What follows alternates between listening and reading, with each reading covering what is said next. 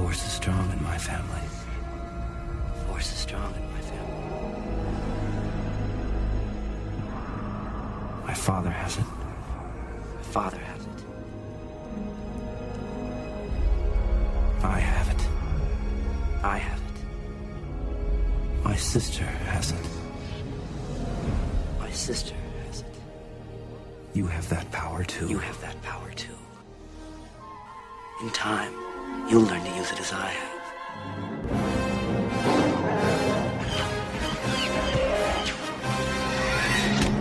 We would be honored if you would join us. Chewie, we're home.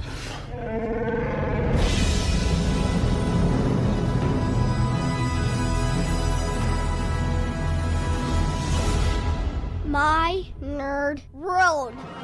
So if anybody is paying close enough attention to the podcast, and maybe you've missed this, okay?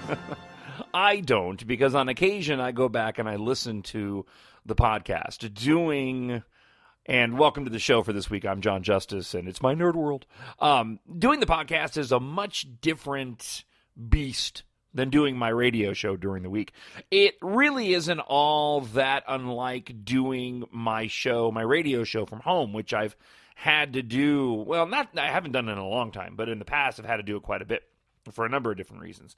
It's just a much different vibe. And recording the podcast is different also from the standpoint of I'm not live. I've finally been able to put that out of my head a bit in doing it, but it's just a different way of doing a show. And one of the things that I've realized, for whatever reason, is that several times I will go and make a comment that I am going to make a comment on this thing coming up, and then I don't comment on it. And then I realize that I never did go back and comment on it. I could actually probably do a whole podcast of things that I had intended to talk about that I said, I'll talk about later in the podcast, and then I never went back and talked about it later in the podcast. Last week, it was actually the very, very beginning of the show because I was playing the Jedi Steps, this song here. I was playing this one. And I had made a comment that I was going to talk about Episode 8. And I was playing this particular track for a very specific reason. And I never explained what that reason was. The reason I was playing this, just to go back to last week's podcast for a moment, the reason I was playing this is the Jedi Steps and finale. This is the final music of The Force Awakens in that scene on Ahch-To, that's the name of the planet where Luke's at, when Rey is walking up the steps and she finally comes face to face with Luke Skywalker. The reason why I brought this up and played this last week was because I was going to be talking about Episode 8, and I imagine that this song is going to play a much larger role in Episode 8, because I think this is eventually going to end up turning into Luke's theme. As I mentioned last week, it was played in one of the TV trailers, and this is the only time it's played in the movie. And actually, I'm 99% sure the only time there's even any riff on it at all, because you'll hear Rey's theme throughout The Force Awakens, but you don't hear any portion of the Jedi Steps, which is essentially what I believe, again, is going to turn into Luke's theme. So, I went back and I listened to last week's podcast, and I realized, I never really gave an explanation as to why I was playing the Jedi Steps at the beginning of last week's podcast. My thought was, going into Episode 8, more than likely they're going to end up utilizing that a bit, and I think it's going to turn into Luke's theme. Not the focus of this week's podcast. I'm going to talk about Rogue One and something very specific in regards to Rogue One. And then we're going to roll it into a bit of a conversation about vehicles. I haven't talked much about the vehicles, the starships, the spaceships of of a galaxy far, far away. And it is one of the things that I love the most about Star Wars. I am a geek about Star Wars spaceships. And so I'm going to talk a little bit about that because there is something very specific as it relates to spaceships and Rogue One that we'll get into. I'll also get into how probably my only real complaint with The Force Awakens relates to spaceships. And I agree with a lot of the criticisms I've heard from other podcasts as it relates to the lack of vehicles in the new movie. And again, I think it harkens back to A New Hope, but that was one area where I really thought, you know what, I'd like to see some more ships here. And so we'll get into a little bit of that. Plus, a brief conversation about Rey, or the way I kind of phrased it when I did my notes was why I've stopped caring about who Rey's parents are and learned to love The Force Awakens even more. Which is really true. The last time I went and saw it in the theater, I spent a good portion of the movie thinking about who Rey's parents were, and I actually spent quite a bit of the podcast that day talking about that. So we'll talk a little bit about that towards the end of the podcast. Right now, let's talk about Rogue One, and there's not a lot to really get into. There is some speculation going around that we could get a Rogue One trailer/teaser trailer here in just a few days attached to the Super Bowl. Now, that would make some sense. Super Bowl's hugely watched event, right? And given the fact that Rogue One is coming out in December, and by this time, when it comes to The Force Awakens, we already had that teaser trailer back in November, and then we ended up getting that much longer 2-minute teaser trailer in April at Celebration. So we're due for some Rogue One material to begin the hype, because right now there's not a lot of hype, because there's not a lot to grab onto until just recently. There is a toy festival going on in Nuremberg, Germany, and there are some costumes on display for the characters in Rogue One. Now, it's not anything that we haven't seen already. The publicity shot that was released last year for the cast of Rogue One, the costumes that are on display, much like they did for The Force Awakens at Celebration last year and some of the, I guess, D23 and the other conventions that took place. They put these costumes on display so you can get up and get up-close shots and take pictures of them and, see the detail of it. But we've seen these costumes before. We saw them in that promotional shot. So now we have some better views, and they look great. They look like they are supposed to look for being just before A New Hope this time of the, in this period of the galaxy. Also at the Toy Fair, there was some talk of Lego, and whether or not we would see any Rogue One Lego sets.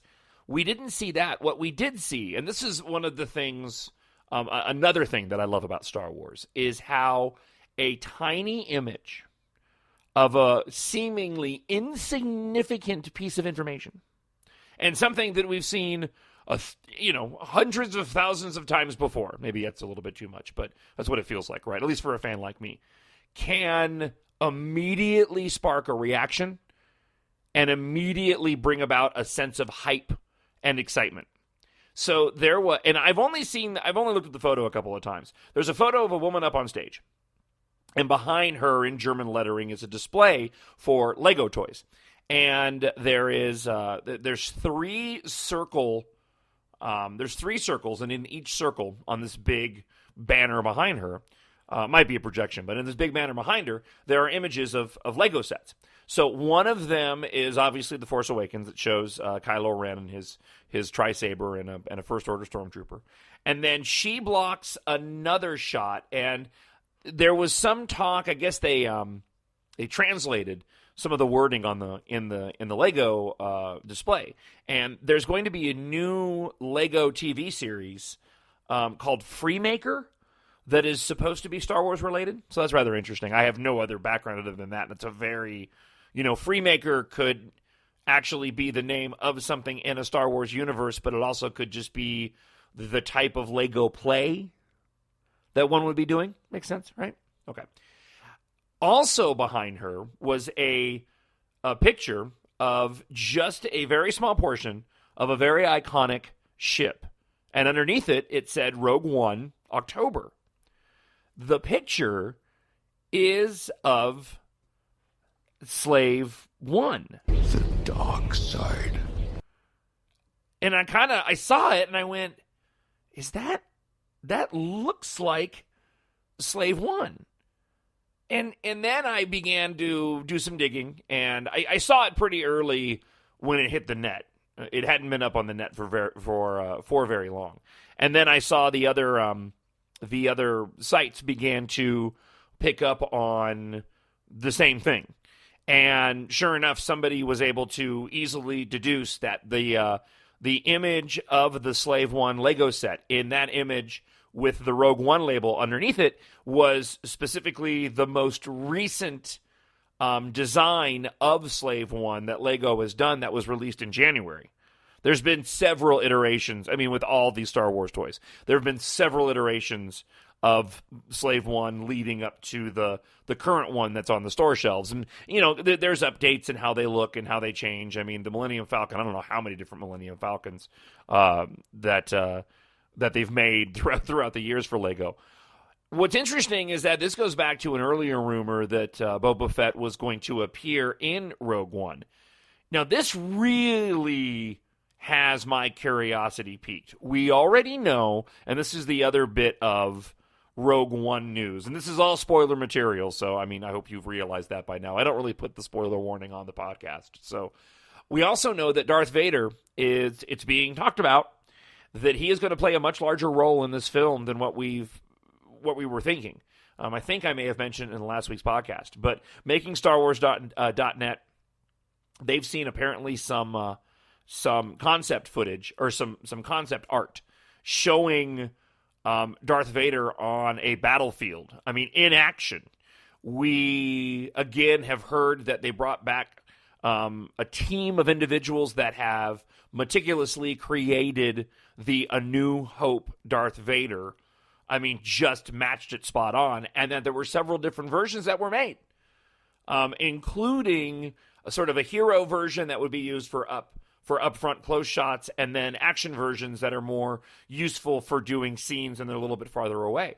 So this means that we could get, again, a much more expanded role for Darth Vader. And then also now maybe we get Boba Fett in this film as well. And it got me thinking, do I want Rogue One to be that good? I know this sounds weird, but when you think about a movie that's taking place right before A New Hope, I begin to sort of wonder, all right, how am I going to feel? Well, let me back up. The prequels are one thing. The prequels have a much different vibe. We've talked about this. And the prequels' energy is much different than the original trilogy, right? And The Force Awakens really kind of matches that energy. The Force Awakens moves at a really fast clip as a film, but when you look at it comparatively speaking to the prequels, it has obviously an original trilogy vibe, and it's not like the prequels. A New Hope really doesn't move all that quick. It's paced differently. It's an old film. It's paced very much in the same sort of style of what you got in the late 70s. Better and faster than what we've seen before. But it got me wondering, well, how much do I want Rogue One to match that type of aesthetic in terms of A New Hope? And, and the more I thought about it, the more I went, you know what? I want a good movie. And I guess I don't want to think too much about, well, Darth Vader wasn't all that agile in A New Hope. He kind of changed throughout the original trilogy. So am I going to be okay if we've got a Darth Vader who is involved in action sequences that are sort of planted in prequel trilogy action aesthetics with original trilogy action aesthetics? You can't look and watch A New Hope and that battle between Obi-Wan and Darth Vader at the end without, at least I can't, without stopping and thinking, wow, I know it's been some 30 years, but boy, this is so tame compared to the sort of manic swordplay that took place in Revenge of the Sith. And there was talk a long time ago, a long